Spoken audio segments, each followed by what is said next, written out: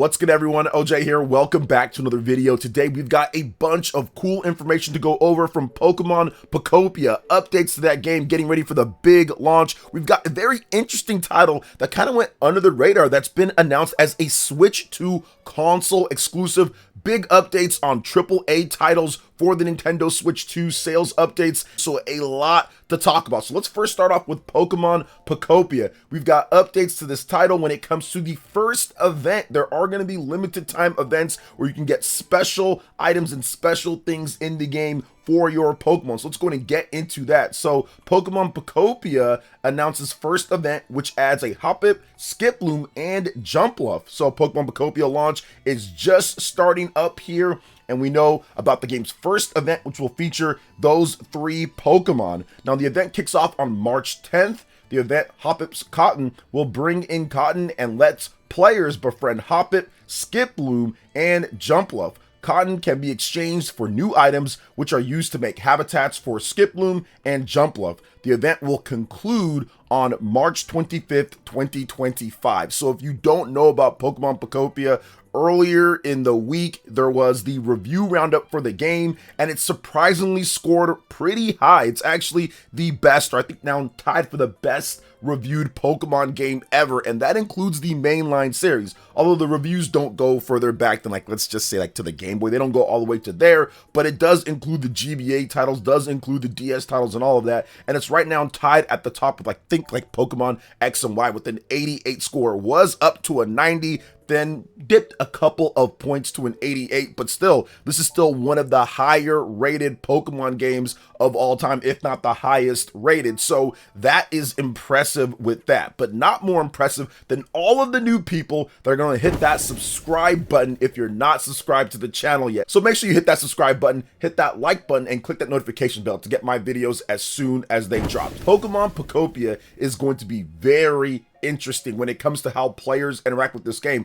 I've talked about this game potentially being a spark plug, a system seller for the Nintendo Switch 2 if they can convince a lot of the Animal Crossing crowd to come over. Animal Crossing New Horizons has sold nearly 50 million units. There are a large number of Animal Crossing fans who do not have a Nintendo Switch 2 yet. This game could be one of the games to help them say, okay, I'm going to pick up a Nintendo Switch 2. Not only am I going to get Pokemon Pokopia, but the eventual new Animal Crossing game is going to come as well. So I do think that people might be a bit surprised when the sales numbers come out in March here and see that there was a big influx of new users who decided to pick up a Nintendo Switch 2. We will be able to see for sure what's happening in Japan with the Famitsu sales, because we will get those, I think, next week for this week as of the time that I'm recording. So we'll see if there was a big push for this game. Now, it could be a slow burn type of thing to where people pick it up over time and it's slowly but surely adding in,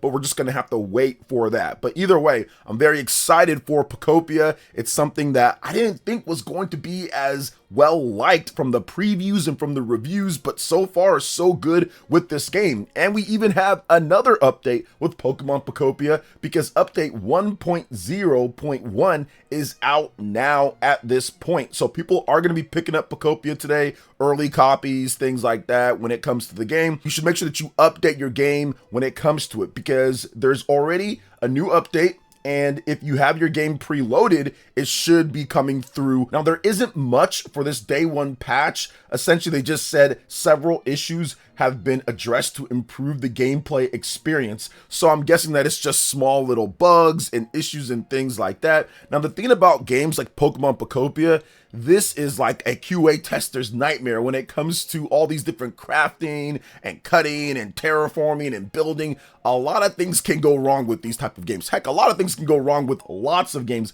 but especially these type when you're trying to make sure that everything is accurate in multiplayer, in single player, with all the different Pokemon, the habitats, all the physics. There's a lot to compute. So make sure that there's no glitches or bugs or problems is going to be paramount. And I'm guessing that that's what this update does. It just essentially takes care of some really rare bugs or some problems that they found out after the game went out to go get pressed when it comes to going gold. So good stuff there, and I'm pretty sure there'll be more updates in the future. So what do you guys think about Pokemon Pokopia and what they're doing here with the limited time event and the first update? I do plan on streaming the game myself, so you guys can look out for that. But what do you guys think? Let me know in the comment section below. All right, moving on to the next topic here. This is the game that I was talking about when it comes to an interesting Switch 2 console exclusive. So it's called Homura Hime, and it'll be coming in 2026. Now, there will be a PC version which launches on March 4th, but there's not any other platforms right now. It's just console-wise, Nintendo Switch 2 for 2026,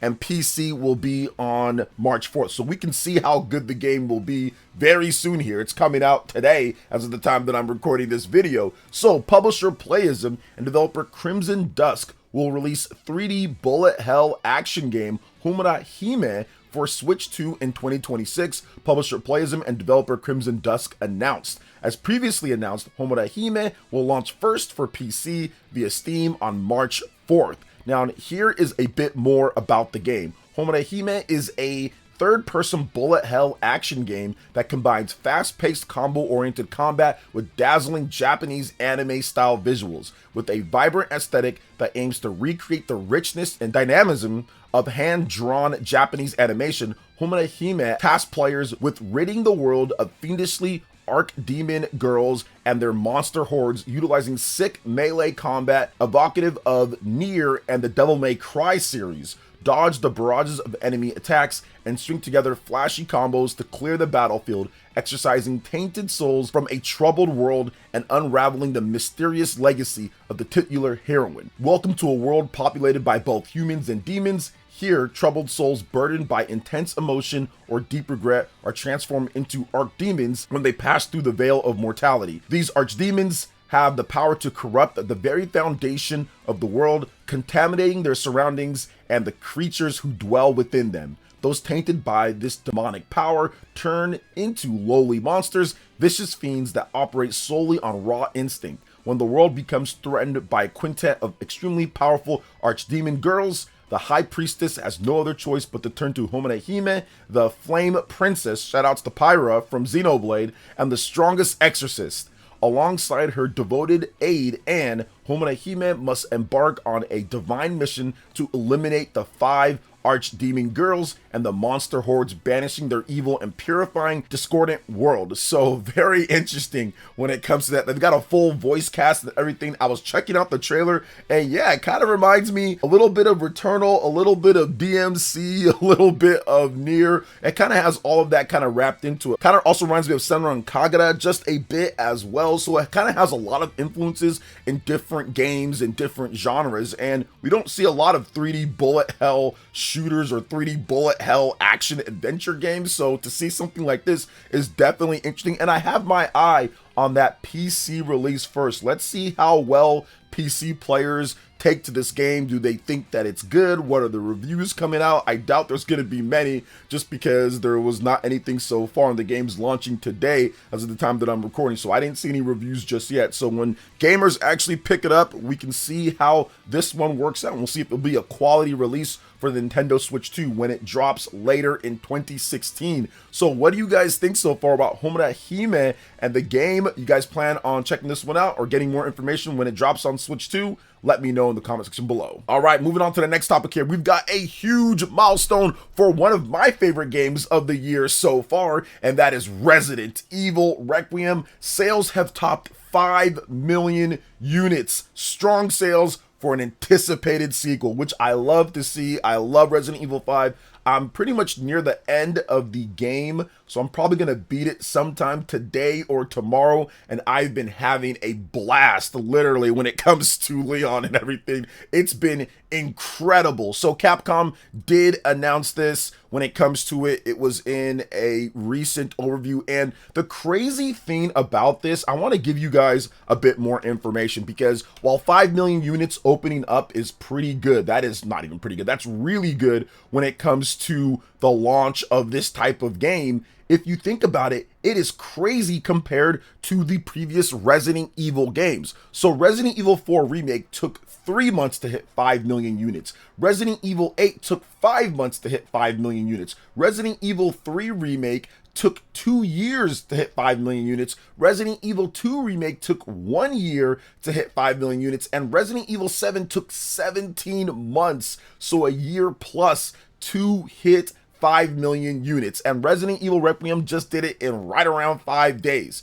That is crazy. And I think that there's a number of things why this happened this way. One, I would say because the game was highly anticipated. People were really looking forward to a new Resident Evil experience. It had been a little bit since Village, and I think that they provided enough options for people when it comes to how the game is going to be played. There are some people who do not like the style of Resident Evil 7 and 8, the first-person style, and they did patch Resident Evil Village to have third-person, but the game was designed completely in first-person in mind, so it's a little bit weird how they do their third-person. So what they did with this one is that they designed essentially 2 separate styles.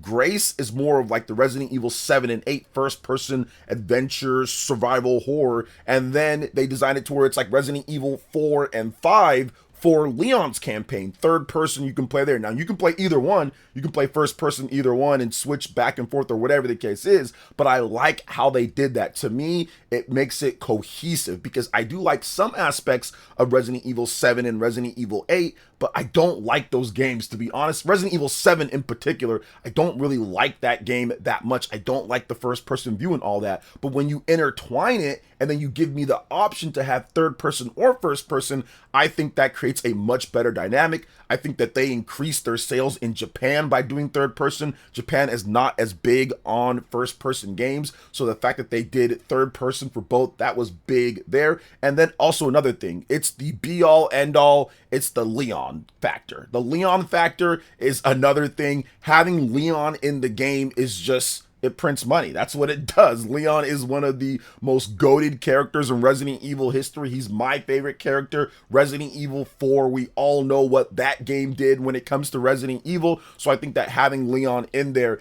as another character was a very good idea in intertwining that story and what happens to him in that game. Another thing that I would say is the Nintendo Switch 2 release. Nintendo Switch 2, that adds another dynamic that a lot of these other Resident Evil games did not have. They did not support Nintendo platforms at the beginning. There's still a big audience for Resident Evil on Nintendo platforms. There's a nice history of Resident Evil games launching on Nintendo platforms before in the past, with Resident Evil 4 on the GameCube, Resident Evil Dark Side Chronicles on the Wii. You've got Resident Evil Revelations on the Nintendo 3DS, Resident Evil Remake and Resident Evil 0 launching on GameCube first. So there's history there. Nintendo fans like Resident Evil and will buy it. So having a day and date multi-platform release for Resident Evil Requiem and it being as impressive as it is for the hardware of the Nintendo Switch 2, having portable play anywhere for a big major AAA multi-platform Resident Evil game, I think also helped out with the sales. Not saying that it sold more than the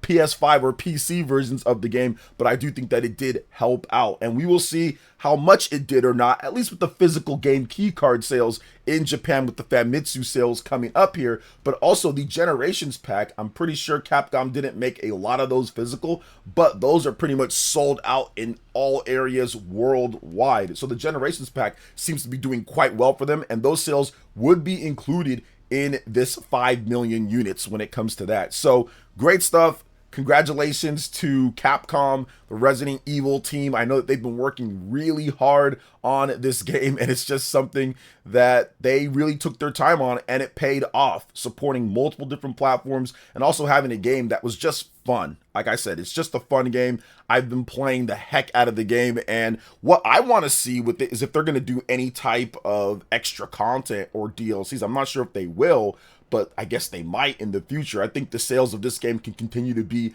pretty good. And even if they don't do that, I think that the sales still continue to be pretty good because people are just really saying, okay, this is a great Resident Evil game. Now, I don't take really too much to this. Like, I don't put it as like the be all end all when it comes down to things, but to see that so many people rushed out to give this game great review scores when it comes to the user reviews across various different platforms after they've played it for some time, whether it's Steam or it's on the Metacritic ratings or just people in general talking about the game online, everyone just has positive buzz and positive thoughts about Resident Evil Requiem. So I have to sit there and say, yep, this game deserved every bit of its 5 million plus sales in just the first 5 days. So shout outs to Capcom. I know that they're ecstatic about this, and I think that it's going to lead to bigger and better things, not only across the Nintendo Switch 2, but also for the franchise as we gear up and get ready for new announcements. Like, for example, Dust Golem, big Capcom insider, is saying that Resident Evil, the original game, is getting a full-on remake again.